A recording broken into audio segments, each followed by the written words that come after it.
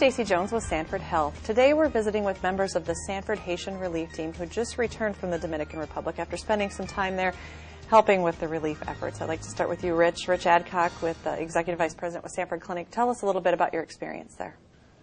It was actually last Saturday that I kind of got the first message that we might need to go there and help. We got a message that there was a single doctor that was really feeling quite overrun. On Sunday, I was actually at the Vikings game, and I was getting some messages, and I thought, Monday we can kind of take this out. Monday and Tuesday we went from really no plan to a plan, and Wednesday morning we left. And when Wednesday we left, we thought for sure that we were going to go spend time in Barahona, where there was a clinic that was not open, was not receiving patients to act as that. However, the very first morning when we woke up, they said, no, we need everybody in Hominy or in Himini. And when we got up to Himini, what we found out was that there was a hospital that was originally set up with a couple of operating rooms and really had some clinic rooms that were converted into what became a six hospital or six surgical suite hospital. There was an orphanage that had room for about 65 orphans in total in the entire building, and that was converted into what became a hospital that had 200 to 250 patients, but also their families. So 2 times a day, we fed 800 patients and families throughout the process. There was teams from Sanford working with Children's of the Nation, but there was really about 250 volunteers from all over the world that were there helping to act on this mission. Dr. Bell, talk about your experience a little bit of being a surgeon involved with this relief effort.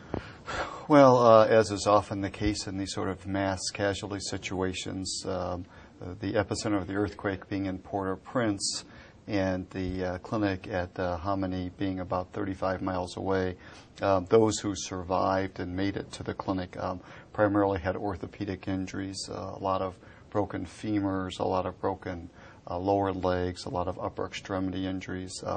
When we arrived, there was a dramatic need for people who needed urgent orthopedic stabilization, which my partner and friend, Dr. Haft, and I were able to provide, along with the other surgical teams assembled.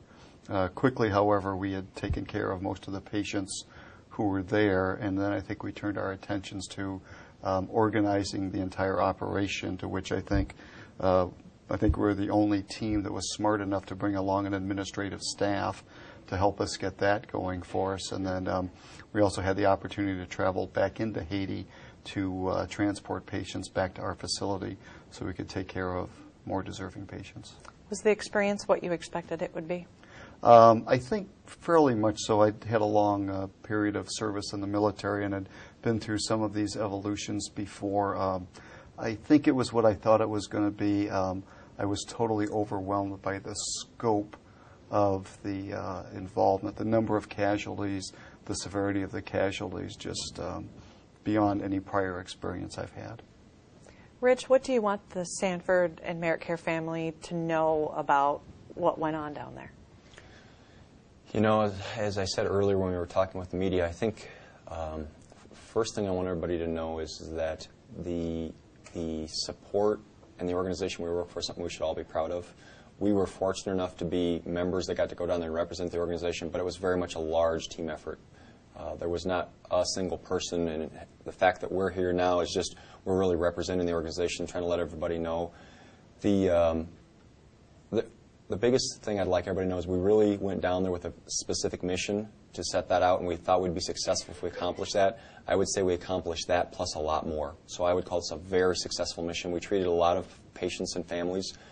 We tried to help in the aid and the suffering that they were going through those.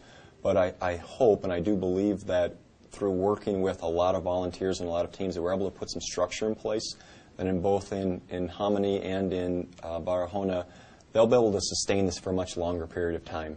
And that really happened quite rapidly. It wasn't what we expected. I didn't have the expectation that myself, as well as a couple of other members, would be asked to be in leadership roles down there.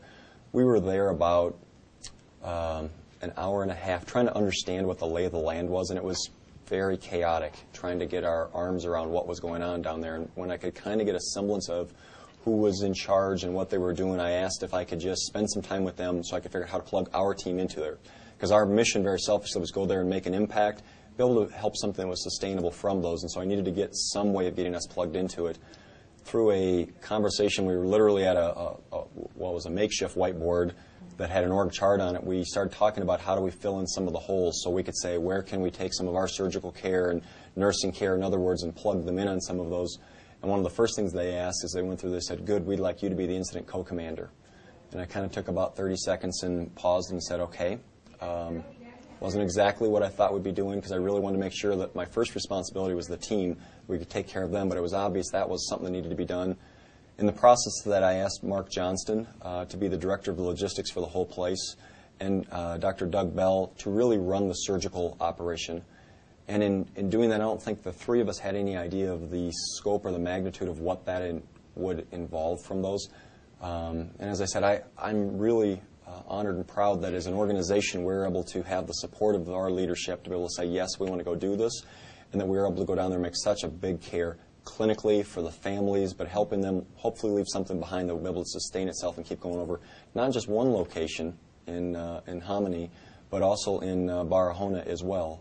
And in Barahona, they're going to do a different level of care. Where we were at, it was very much just off of the front line of where the action was happening. They were bringing people right from the front line to where we were through those. In Barahona now, they're going to be moving patients from where we were to there, and they've actually made a commitment that they're going to work through for the families for at least a year. So they're going to go get them the next level of medical care they need, but really that whole spiritual and family care. And so we can be proud as an organization to know that we've really helped folks to set up a lot, make those direct cares, and it's going to carry on for the future. Dr. Bell, any final thoughts? No, it was a worthwhile thing to do. I think we accomplished a lot more than we wanted, and I think there will be an ongoing commitment to help care for some of these people who've sustained just unspeakable tragedy. Thank you both for filling us in and giving us an update on your trip and what you did, and on behalf of everyone that you work with here at Sanford and at AmeriCare, thank you all for going and doing what you did. Thank you. Thank you very much. Stay with SanfordHealth.org for more updates.